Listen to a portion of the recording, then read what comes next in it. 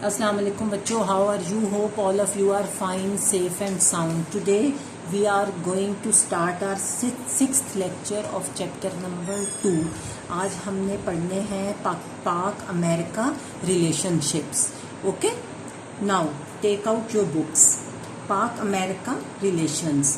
पाक अमेरिका जो पाकिस्तान और अमेरिका थे के साथ पाकिस्तान के ताल्लुकात जो थे वो क्या थे अमेरिका के साथ. 1948 में जो एम्बेसडर थे अमेरिका के, जो अमेरिकन एम्बेसडर थे, उन्होंने अपने जो थे वो असनाद जो थी, असनाद सिफारत जो थी, अपने एम्बेसडर होने का जो सर्टिफाइड डॉक्यूमेंट था वो शो किया कायदे आज़म को. सर्टिफाइड डॉक्यूमेंट वो होता है जो ये शो करता है कि उसके पास राइट है कि वो अपना ऑफिशियल पावर जो है वो एक्सरसाइज करने का उसके पास राइट है. तो उसने अपनी असनाद सिफारशात जो थी वो कायदे आज़म को पेश की 1948 में.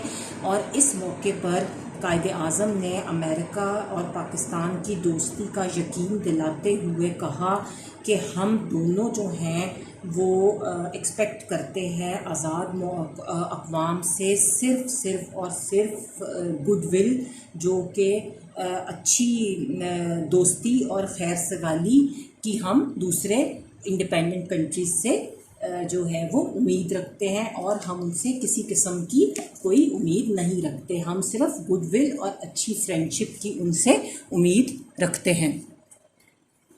उसके बाद अमेरिकन जो प्रेसिडेंट थे ट्रूमैन, उनकी दावत पर पाकिस्तानी वज़ीर आज़म जो थे लियाकत अली ख़ान, उन्होंने 1950 में अमेरिका का अमेरिका को विज़िट किया. और लियाकत अली ख़ान ने अमेरिका में अपनी जो विज़िट थी उसके दौरान स्पीचेस की अमेरिका में, और पाकिस्तान के कायम होने का उन स्पीचेस में मकसद जो था वो बयान किया. और इसके अलावा उन्होंने पाकिस्तान की तरक्की जो थी, पाकिस्तान की जो प्रोग्रेस थी, उसकी भी नेसेसिटी पर ज़ोर दिया. इस बात पर भी ज़ोर दिया कि पाकिस्तान को तरक्की जो है वो हर सूरत में करनी है. और उनका ये दौरा जो था वो बहुत ज़्यादा सक्सेसफुल रहा, कामयाब रहा. और अमेरिका ने पाकिस्तान को फ़ौजी और माशी इमदाद जो थी, अमेरिका ने पाकिस्तान को मिलिट्री और फाइनेंशियल एड जो थी वो दी, और which was used in the development and construction, जो कि पाकिस्तान में की तरक्की और तमीर में जो थी वो इस्तेमाल की गई. उसके बाद 1955 में अमेरिका और पाकिस्तान के जो रिप्रेजेंटेटिव्स थे उनके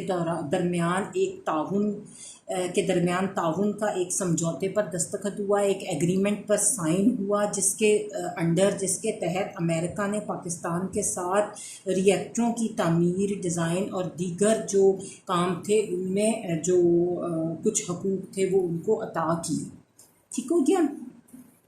उसके बाद रशिया जो था जुलाई 1961 में जो था, सदर पाकिस्तान मोहम्मद अयूब ख़ान ने अमेरिका का 5 रोज़ा सरकारी दौरा किया. उन्होंने अमरीकी सदर कैनेडी से बातचीत की और मसला कश्मीर के सिलसिले में पाकिस्तान का जो मौक़िफ़ था वो बयान किया. और इस दौरे के आखिर पर जारी होने वाला जो मुश्तरका एलानिया था उसमें अमेरिका ने दूसरे 5 साला मंसूबे के लिए पाकिस्तान को इमदाद की यकीन दहानी कराई. और ये भी कहा कि अमेरिका के जो दोस्त ममालिक हैं, हवारी जो हैं, उनको भी पाकिस्तान को इमदाद देने पर आमादा किया जाएगा.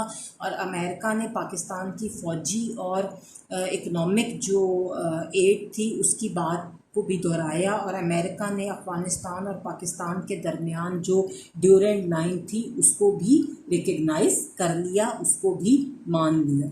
उसके बाद रशिया जो था वो उसने अपनी फोर्सेस जो थी, अपनी फ़ौजें जो थी वो अफ़गानिस्तान में एंटर की और 1979 में अफ़गानिस्तान पर कब्ज़ा कर लिया. और पाकिस्तान और अमेरिका ने खुलकर रूस की मुखालफत की, ओपनली उसको अपोज़ किया रशिया के इस एक्ट को. और पाकिस्तान, अमेरिका और दूसरे जो वेस्टर्न कंट्रीज़ थे उन्होंने अफ़गानी लोगों की बहुत ज़्यादा हेल्प की. और ड्यू टू द पाक अमेरिकन जॉइंट एफ़र्ट्स, दोनों की मुश्तरका कोशिशों से पाक अमेरिका जो रशिया था उसने could not win the war, वो जंग जीत नहीं सका और उसको अपनी फ़ौजों को अफ़गानिस्तान से बाहर निकालने पर वो मजबूर हो गया। उसके बाद दिसंबर 1982 में अमेरिका के नए सदर जो थे, सदर रेगन, उनकी दावत पर जनरल ज़ियाउल हक अमेरिका गए और इस दौरे में दोनों ममालिक जो थे उन्होंने एक वजारती कमीशन के क़याम का ऐलान किया और पाकिस्तान को F-16 जो एयरक्राफ्ट थे, F-16 जो तैयारे थे, वो उनकी पहली जो थी वो खेप जो थी, पहली इंस्टॉलमेंट जो थी वो दी। और इसके जवाब में 1983 में भारत और रूस ने भी एक एग्रीमेंट कर लिया और भारत और रूस को जदीद तरीन असला जो था, जो बहुत ज़्यादा मॉडर्न वेपन्स थे, टैंक्स थे और एंटी टैंक एयरक्राफ्ट जो थे वो हथियार जो थे वो इंडिया को देने का ऐलान किया। उसके बाद 1985 में अमेरिकी सेनेट जो था उसने एक कानून की मंजूरी दी। अमेरिकन सेनेट जो था उसने एक बिल पास किया जो 1985 में किया गया और इसके तहत जो एटमी हथियार बनाने वाले ममालिक की इमदाद जो थी वो बंद कर दी गई। वो मुल्क जो एटमी पावर थे, जो एटमी वेपन्स बना रहे थे, एटॉमिक वेपन्स बना रहे थे, उनको इमदाद जो थी वो बंद कर दी जाएगी, ये उसमें डिसाइड किया गया। और अमेरिकी सदर ने 1 साल के लिए पाकिस्तान को इस सैंक्शन, ये जो कानून था इससे आज़ाद कर दिया, एग्जम्प्ट कर दिया पाकिस्तान को 1 साल के लिए और पाकिस्तान को इमदाद जो थी वो सैंक्शन कर दी, पाकिस्तान को इमदाद की मंजूरी दे दी और पाकिस्तान को बाद में भी इस तरमीम से जो था वो एग्जम्पशन दे दी फ्यूचर में भी। और जो था वो हर साल बसाल इमदाद पाकिस्तान को मिलती रही। और अक्टूबर 1985 में जनरल ज़ियाउल हक जो थे उन्होंने अक़वाम मुत्तहिदा की जो 40वीं सालगिरह थी, 40th बर्थडे थी, उसकी जो तकरीबात थी उसमें शिरकत के लिए न्यूयॉर्क गए तो अमेरिकन जो प्रेसिडेंट थे उनसे वहाँ पर उन्होंने अक्टूबर 85 में उनकी 40th एनिवर्सरी सेलिब्रेशंस के मौके पर मुलाकात की। उसके बाद जो प्राइम मिनिस्टर थे पाकिस्तान के, मोहम्मद खान जो उनके जो दौरा अमेरिका था उस पर वो गए 1986 में और इस दौरे में उन्होंने अमेरिकी सदर के अलावा दीगर आला हुकाम से भी मुलाकात की, जो दूसरे सीनियर ऑफिशियल्स थे उनसे भी मुलाकात की। और इस मौके पर दोनों ममालिक जो थे उसमें जो सेंसिटिव उनकी टेक्नोलॉजी थी, जो उसकी ट्रांसफ़र के बारे में मुआहदे हुए, लेकिन अमेरिका ने उसके ऊपर ये कंडीशन लगा दी कि इस टेक्नोलॉजी को आप एटमी प्रोग्राम के लिए इस्तेमाल नहीं करेंगे। ये टेक्नोलॉजी जो वो ट्रांसफ़र करेंगे, जो सेंसिटिव टेक्नोलॉजी जो पाकिस्तान को ट्रांसफ़र की जाएगी वो इस शर्त पे की जाएगी कि वो पाकिस्तान ये टेक्नोलॉजी जो है ये अपने न्यूक्लियर प्रोग्राम में इस्तेमाल नहीं करेंगे। उसके बाद मार्च 1986 में अमेरिका ने अगले 6 साल के लिए पाकिस्तान को 3 अरब 20 करोड़ रुपए डॉलर की जो इमदाद थी, एड थी, वो मंजूर कर दी, वो मंजूरी दे दी उसकी। और इसका ज़्यादातर हिस्सा जो था वो फ़ौजी सामान की ख़रीदारी के लिए था और इस इमदाद पर जो इंटरेस्ट रेट था वो बहुत ज़्यादा लो था, वो बहुत ज़्यादा कम था। और प्राइम मिनिस्टर ऑफ पाकिस्तान जो थी मिस्टर बेनज़ीर भुट्टो, उन्होंने अमेरिका को विज़िट किया 1995 के एंड पर। 1995 के आखिर पर जो बेनज़ीर भुट्टो थी उन्होंने अमेरिका का दौरा किया और वहाँ एक मकबूल शख्सियत के तौर पर सामने आई। उनको बहुत ज़्यादा पॉपुलैरिटी मिली, वो बहुत ज़्यादा पॉपुलर शख्सियत के तौर पर वहाँ पर सामने आई, वहाँ पर उभरी और इसके नतीजे में पाक अमेरिका ताल्लुकात जो थे उसमें बहुत ज़्यादा बेहतरी की कैफियत जो थी वो पेश आई और बहुत ज़्यादा पाक अमेरिका ताल्लुकात जो थे वो बेहतर हुए और पाक अमेरिका जो अमेरिकन टाइज थी उसमें बहुत ज़्यादा जो थी वो इम्प्रूवमेंट आई। ठीक है जी। उसके बाद जनवरी जो 92 थी, जनवरी 1992 में प्रेसलर तरमीम जो थी उसके खालिक जो थे लैरी प्रेसलर, उन्होंने अमरीकी बैरूनी इमदाद के कानून में तब्दीली कराई। उन्होंने कुछ तब्दीली जो थी इस कानून में कराई और इस तब्दीली के अकॉर्डिंगली पाकिस्तान की हर किस्म की इमदाद जो थी, एड जो थी, एवरी काइंड ऑफ एड जो थी, उसको रोक लिया गया। और इस अमेंडमेंट में पाकिस्तान को एटमी हथियारों को फैलाने के से रोकने के लिए कहा गया। पाकिस्तान को कहा गया कि आप अपने एटमी जो हथियार हैं उनको मत फैलाएं, आप एटॉमिक अपनी पावर को ज़्यादा एक्सरसाइज मत करें। ताहम कुछ माह के बाद इंतज़ामिया ने, बुश की जो इंतज़ामिया थी, जो बुश था, प्रेसिडेंट बुश था, उसकी इंतज़ामिया जो थी, एडमिनिस्ट्रेशन जो थी, उसने पाकिस्तान को $30 करोड़ का असला जो था, वेपन्स जो थे, वो फ़रोख्त करने की इजाज़त दे दी। और पाकिस्तान की इक़्तिसादी जो इमदाद थी, इकनॉमिक जो एड थी, इस पर से पाबंदी जो थी वो पार्टली उठा ली।